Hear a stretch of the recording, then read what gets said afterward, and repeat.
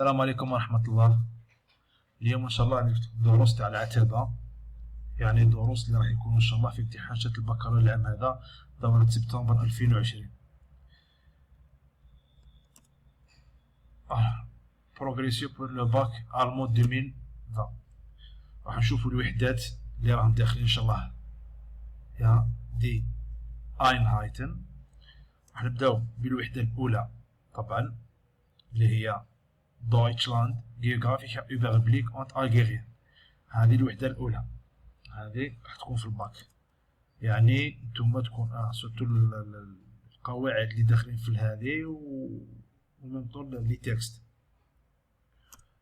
وعندنا الوحدة الثانية كوستلر ليبل، وهذه الوحدتين يعني نصيحة من عندي حضروهم مليح، يعني تكون في الباك 100% راح تكون إن شاء الله في عندنا الوحدة الثالثة اللي هي دار تكنيك بورتريت تطور تقني، ومن بعد عندنا الوحدة الرابعة اللي هي اونفيرت بروبليما، والوحدة الخامسة والأخيرة اللي هي دي ماسين ميديا.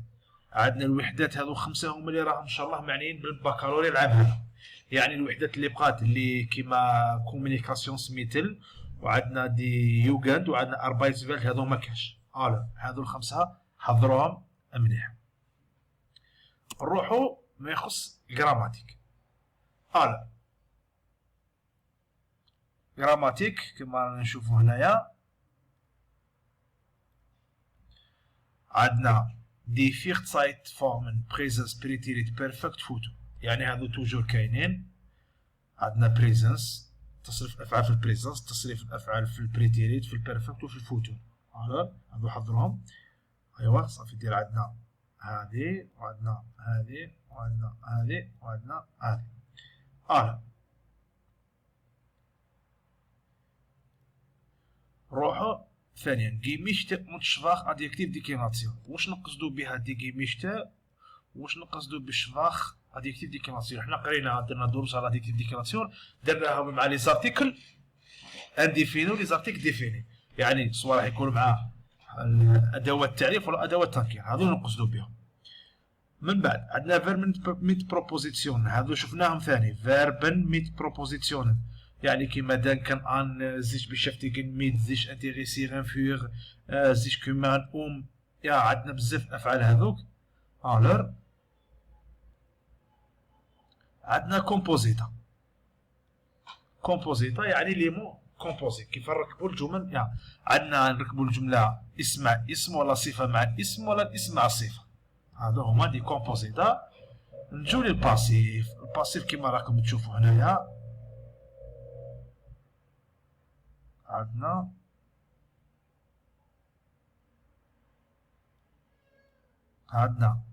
نبداو. عندنا باسيف اون مودال فيرب، بمعنى ما كاش المودال فيرب، وراح يكون في البريزنس وفي البريتيريت وفي البيرفكت وفي الفوتور، لي طون كامله. هذه اون مودال فيرب. من بعد يجينا باسيف ميت مودال فيرب، رانا نشوفو هنا ميت مودال فيرب، راح يكون مع بريزنس ومع البريتيريت ومع الفوتور. عندنا باسيف ميت مان، جملة مان يا مان باوت ein Haus. ein Haus wird gebaut، يعني مثلا mit und ohne modal verb، يعني مان هذه تقدر تجي مع الجمل اللي ما فيهاش مودال فيرب، تقدر تجي مع الجمل اللي فيها مودال فيرب. وشنو كتجي مان؟ جملة تاع مان عندنا فون راح تسقط. ايوا عندنا ديماغ تايليكن كونجونكسيون، هادو عندنا زوفول als auch، عندنا entweder oder، وعندنا wieder هنا لي بوا نوخ. زوفول als auch تقدر تكون نفسها nicht nur sondern auch، يا كيكون عندنا جملة فيها nicht nur sondern auch راح نروبلاسيها بزوفول als auch، ولا تلقاو auch ولا تلقاو und. عندنا entweder oder سواء هذه سواء هذه. وعندنا wieder noch يعني ني هذه ني هذه. عندنا دي سوفيكس اللي هما شافت وهايت وكايت und los bas.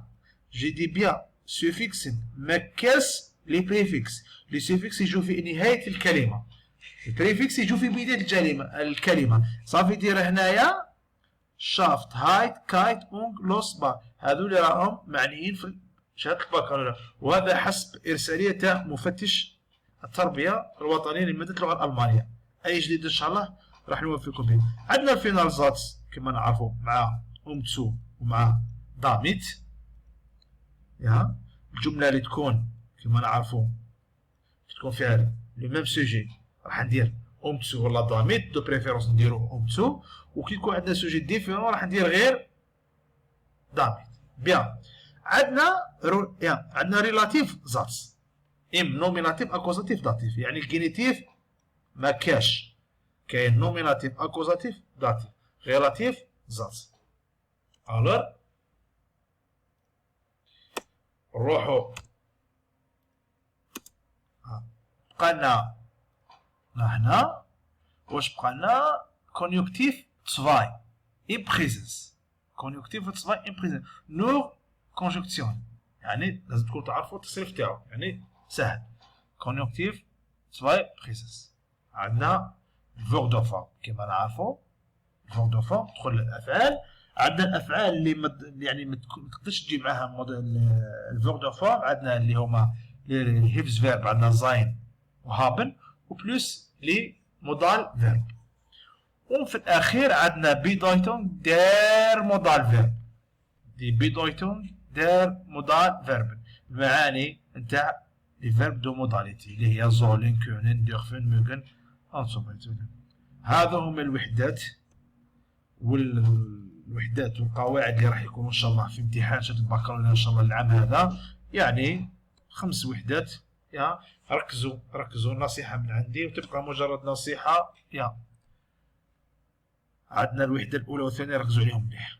يا الوحدة الأولى والثانية يعني 100% راح تكون فيه نص إن شاء الله على الوحدتين هذه، يعني تركزوا نتوما على هذو، يعني سورتو الثروة اللغوية، لي سينونيم لي كيغنطايل يبقاو لنا الوحدات الثلاثين هذه، الثلاثة هذو تشبه شخيط اون فال بروبليم ما سين ميديان، ولو انه يا الوحدة يعني الأكثر يعني هي تقدر تكون اون فال بروبليم ولا ما سين ميديان. الوغ هذو هما الوحدات والقواعد انا شفناهم هنايا.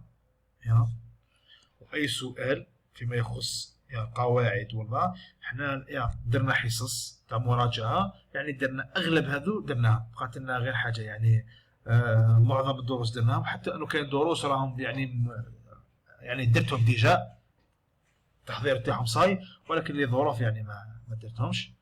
المهم اي نصيحه اي ملاحظه اي سؤال تفضلوا خلوني في التعليق، وبالتوفيق ان شاء الله وربي يعاونكم.